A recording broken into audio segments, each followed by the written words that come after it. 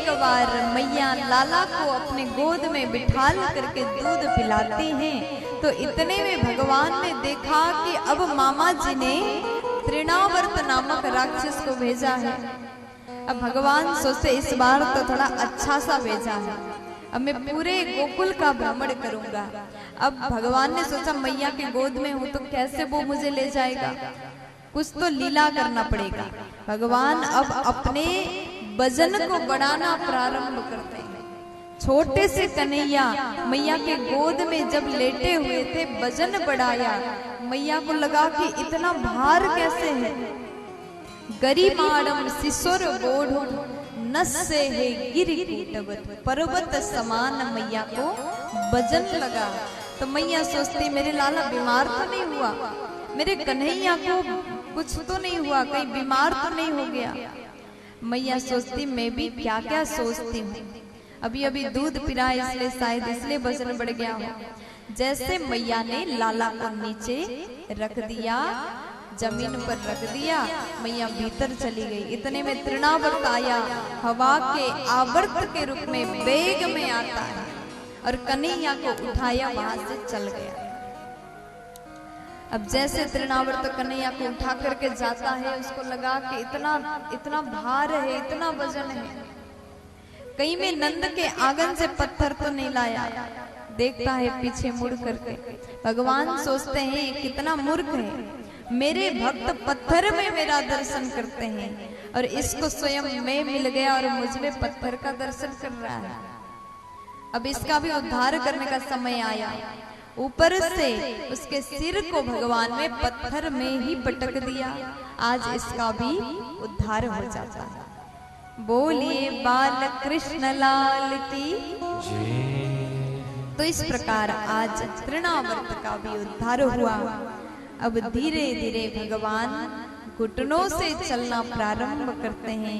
मैया हर दिन लाला को देख करके अत्यंत प्रसन्न हो जाती है। मेरे लाला कितना सुंदर है, भगवान की बड़ी कृपा है मुझ पर, ऐसा बेटा मुझे मिला। भगवान कृष्ण बलराम धीरे धीरे बड़े होते जा रहे हैं। इधर वसुदेव जी को चिंता हुआ कि मेरे बच्चे गोकुल में हैं और आज तक उनका नामकरण संस्कार नहीं हुआ। अब क्या करें? वसुदेव जी ने गर्गाचार्य जी को कहा कि प्रभु आप जाएं और मेरे बच्चों का नामकरण संस्कार करें। अब भगवान और भगवान के बड़े भैया दाऊ जी 1 वर्ष के पूर्ण हो गए। अब जैसे चले गए गर्गाचार्य जी, नंद बाबा ने बड़ा सुंदर स्वागत किया। अब जैसे नंद भवन में प्रवेश करते सुंदर स्वागत सत्कार नंद बाबा ने किया और उसके बाद में गर्गाचार्य जी से बातचीत करना प्रारंभ करते हैं। अब नंद बाबा ने कहा महाराज आपकी कृपा से मेरे घर में 2 बच्चे हो गए, अब तो 1 वर्ष के भी हो गए। गर्गाचार्य जी ने पूछा कि उन बच्चों का नाम क्या है? बाबा कहते हैं कि अभी तक तो कोई नाम रखा ही नहीं, अगर आपकी कृपा हो जाए तो आपके द्वारा ही नामकरण संस्कार होता तो हम धन्य हो जाते। अब नंद बाबा ने जैसे इतना निवेदन किया, गर्गाचार्य जी कहते हैं कि देखो बाबा, मैंने सुना है जब आपके लाला का जन्म हुआ था तब आपने सुंदर उत्सव मनाया था।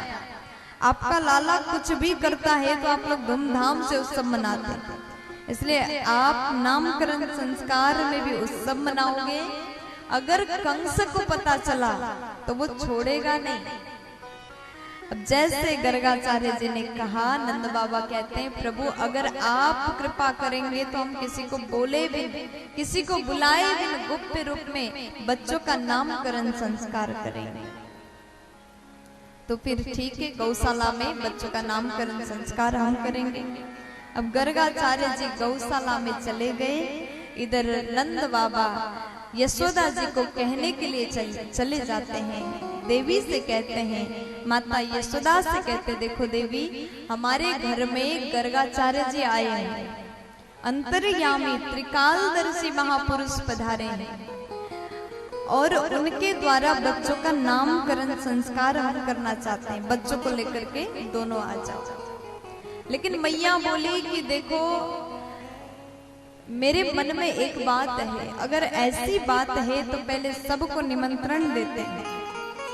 बाबा बोले किसी को बुलाना नहीं है, गोप्य रूप में ही करना है। मैया कहती इतना बड़ा कार्य और गोप्य रूप में कैसे होगा, मैं तो सबको बुलाऊंगी, बड़ा उत्सव मनाऊंगी, क्योंकि मैया बहुत खुश हैं, प्रसन्न हैं। तो बाबा कहते हैं ऐसे साधु संत बार बार घर में नहीं आएंगे, इसलिए जब आए हैं तो उस समय का हमें सदुपयोग करना चाहिए।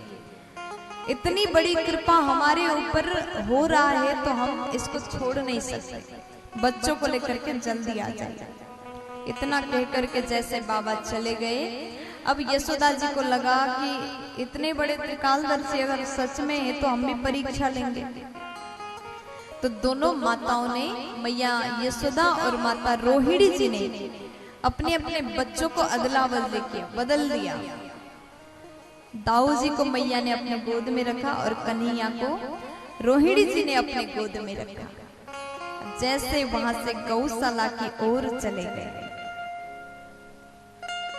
गौशाला की ओर जैसे चले गए, भीतर प्रवेश किया, गर्गाचार्य जी ने एक बार कन्हैया को देख लिया। भगवान इतने सुंदर हैं, इतने सुंदर हैं, कोई भी अगर एक बार देख ले तो मोहित तो हो जाता है। और इतने में भगवान ने थोड़ा सा मुस्कुराया। गर्गाचार्य जी ने जैसे देख लिया, समाधि में डूब गए, अपने आप को भूल गए, नेत्र बंद हुआ और भगवान के उसी छवि का चिंतन करते हुए भगवान पर ही डूब गए। बहुत समय हुआ, घंटों हुआ, यशोदा जी इंतजार करे कब बाबा ध्यान से जगेंगे, कब उठेंगे, कब उठेंगे। लेकिन 1 घंटा हुआ, बाबा ने नयन नहीं खोला। 2 घंटा हुआ, आंख नहीं खोले। 3 घंटे हुआ, बाबा बिल्कुल नेत्र बंद करके समाधि में डूबे हुए। अब मैया कहती बाबा उठ जाओ, हम बच्चों को लेकर के आ चुके हैं। लेकिन बाबा को कुछ भी फर्क नहीं पड़ा। फिर मैया बोली ए बाबा उठो, लेकिन गर्गाचार्य जी ने नयन नहीं खोला। तो उसके बाद में हाथ पकड़ करके जोर से खींचते, बाबा अब तो उठ जाओ। जैसे इतना मैया ने चिल्लाया, तब जाकर के गर्गाचार्य जी ने अपने नयन को खोला।